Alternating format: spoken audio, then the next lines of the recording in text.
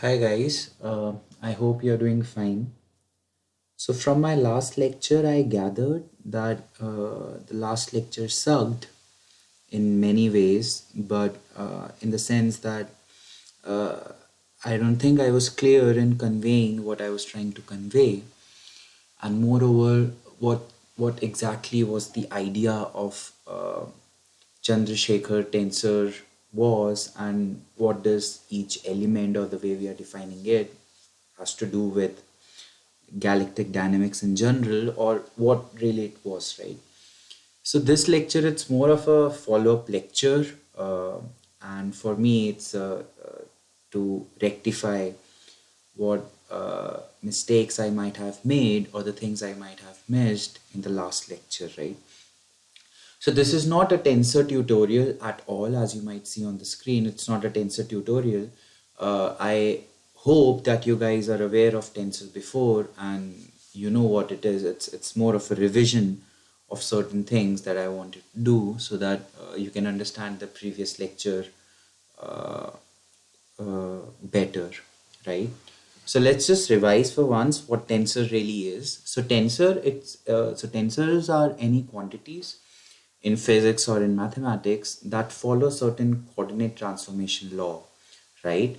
And this coordinate transformation law should be valid everywhere. So since there's a coordinate transformation law involved, this means that you try to transform this quantity present in one coordinate system and you transform it and see how it looks in the other coordinate system, right?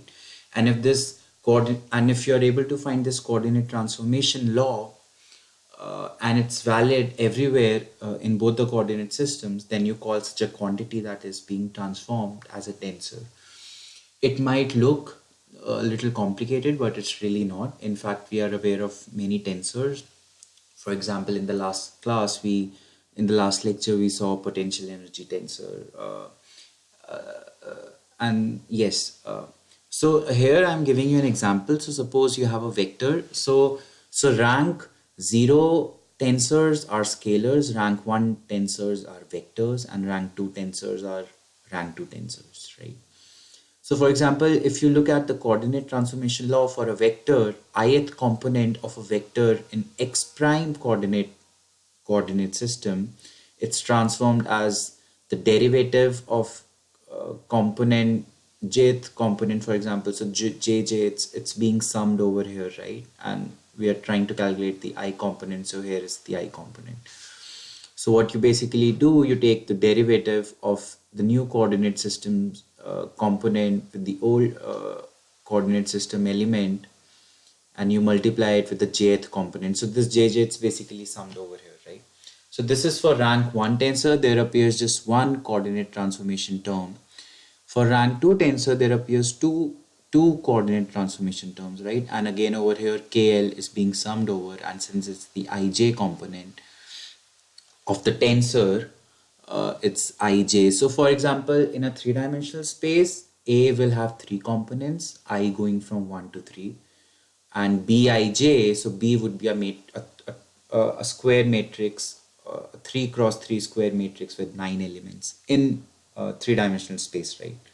But for example, in general theory of relativity or in quantum field theory, for example, you have three dimension of space and you have one dimension of time, right?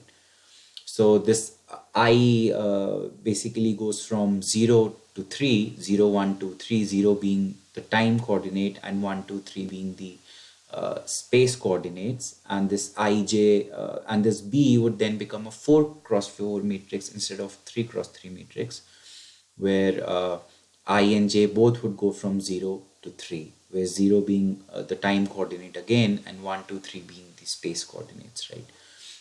So just in general, just to give you a very fake example, suppose your new coordinate system that you choose is x prime, which is spherical coordinates, for example, and x being your old coordinate system, Cartesian coordinates, for example. And you know a vector in x coordinate system and you want to see how it looks or what form this a vector takes, which you know in x coordinate system, you want to see how it looks like in x prime coordinate system, right? So the trick is simple. The formula is given over here. So you know your x prime, which is r theta phi, the spherical coordinates. You know all these three coordinates as a function of x, y, z, right? For example, x is r sine theta cos phi, y is r sine theta sine phi, z is r cos theta, and then you know again that r is under root of x square plus y square plus z square and so on. So you know this thing, right? So basically, for example, if you want to transform a particular element of a vector, and you have uh, for a particular term you have to calculate del x1 over del x prime 1. So the first coordinate x, the derivative of first coordinate x's in the old system, and the derivative is taken with respect to the first coordinate axis in the new coordinate system, which basically means del x by del r, right? R being, so this is arbitrary, right? Choosing x as first axis and r as first axis in the new coordinate system. This is arbitrary. You can take it to be, I mean, you can take first axis to be theta or phi, or here you can take first axis to be z or y or whatever. You just have to be consistent with it, right? So for example, in this case, del x by del r would appear sine theta cos phi, and this sine theta cos phi you would put here, right? And stuff like that. But this is just one particular term. This thing, it's being summed over for all three components, and this is just one ith component, right? Yeah, but I'm sure these things you're familiar with already.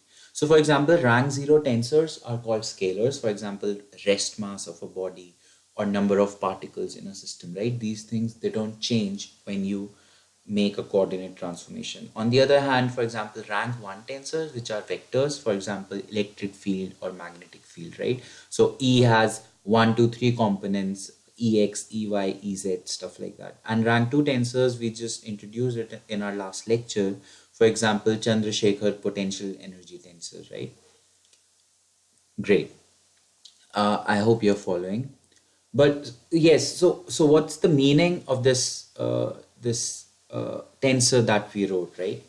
So for example, in scalar, it's pretty simple to interpret the physical meaning of rest mass. So rest mass, it's mass, right? Number of particles, it's number of particles, right?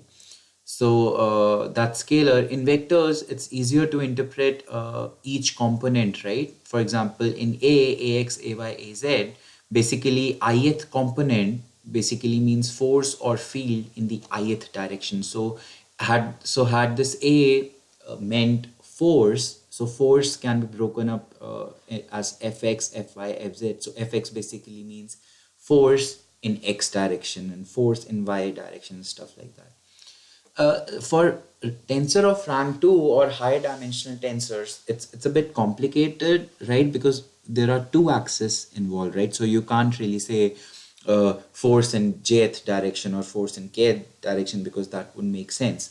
So the meaning of each element, so nobody really cares about the meaning of each element, really. But because all we care about is the trace of the matrix. Like in the last lecture, we saw the trace of this potential energy, Chandrasekhar potential energy tensors, comes out to be the total potential energy of the system, right? Or in some cases, we care about the determinant of the system, right? But just to give you an idea that what each element would basically mean. So this W in general means that how much energy is spent in accumulating the system, right? That is what the potential energy stored in that system, right? Now phi over here, it's the gravitational potential, right? And we know that the gradient of phi gives you force. So force equals d phi by dx, for example, right? So this means that this term over here, it's the kth component of force, right? And this term over here, it's jth coordinate component, for example. So wjk, and this thing over here, it's being integrated over whole space, and that's being multiplied by the density, right? So wjk can be interpreted as the work done in accumulating the system along xj direction, and this work is done by the kth component of force. right? So amount of work done by the kth component of force in the jth direction, that information is stored in wjk, right? So that's how you interpret it. So yes, if you try to imagine it, that doesn't make sense, right? That the kth component of force is doing. So for example, if had this been wxy, for example, right? So okay, so let's make it simpler. So I've already given a typical example here. So for example, in spherical coordinates, this matrix would basically become WRR, WR theta, WR phi, and stuff like that, right? So this WR theta, it's hard to imagine, right, that the theta component of force, along R axis, the work done by the theta component of force along our axis is stored here, which if you try to imagine it, it doesn't make sense. Or I mean, it makes sense, of course, it's physics, but you can't really imagine it happening. Like over here, you can see that, okay, the force is I mean, in case of vectors, the force, it's being done along x-axis, the force is being applied along y-axis, along z-axis, but over here it's hard to imagine. That's why people don't really try to interpret all the elements of tensors, but rather only that actually have the physical meaning. One more thing, since we'll be dealing with a lot of spherically symmetric bodies, so for example, for isotropic spherically symmetric bodies, right, over here only WRR component survives, right? Because we know that since phi depends only on R for a spherical symmetric case, it means all the derivatives with respect to theta and phi would vanish, right? First, and then you would see that for those with theta or phi sitting over here, the integral over whole volume would also disappear because of the odd and even function thing. So in the end, only WRR would survive, which makes our life very easy. Now I would really request you guys to go back to the previous lecture and oh, I'm sorry, just give me a second.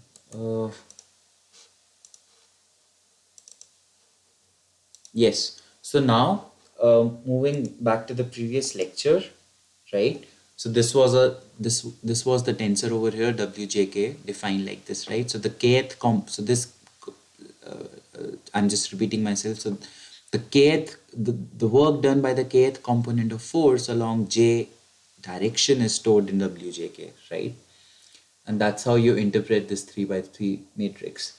And then the equation 3, phi x minus, which is the equation 3, which is gravitational potential. So this equation over here, minus g integral over density over distance between x vector and x prime vector d cube x prime. So there's a prime here, right?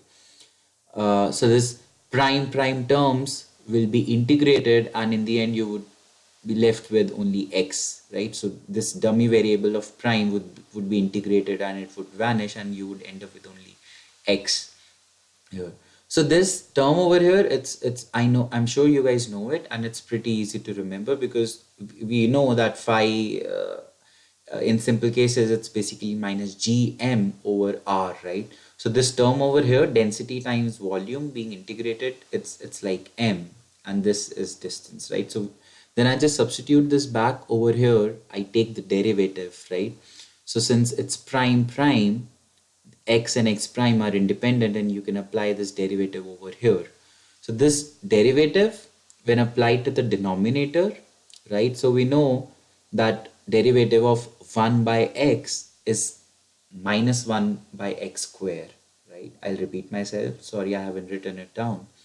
Derivative of 1 by x is minus 1 by x square, right?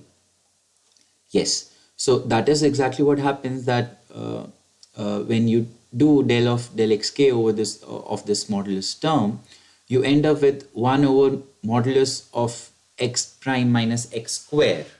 But then this cube kicks in because okay, so 1 by x derivative, it's 1 by x square, but then by the chain rule you try to take the derivative of this term, and when you take the derivative of this term, you end up with unit vectors, right? Because x acted upon x vector, you would get unit vector of xk cap, right? So here it's cap, but to keep it as a vector, you multiply denominator with the magnitude so that you get the vectorial form in the numerator, right?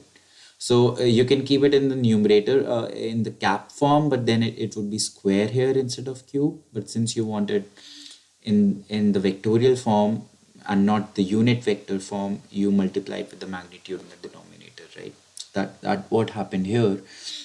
And then I'm sure rest of it, it's pretty simple and straightforward. I've explained it in my last lecture, and you end up with this quantity, right? And WJK, it's symmetric. That is for all the cases. And only WRR component survives for spherically symmetric isotropic system, right? And then the trace of W, which is summing over W11, W22, W33, you end up with this total potential energy, right? And then in the end, I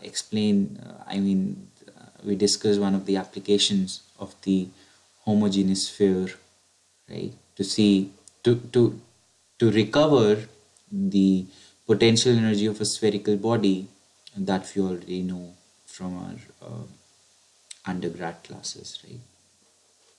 Cool. Thank you. I hope I've made myself clear this time at least. Ciao.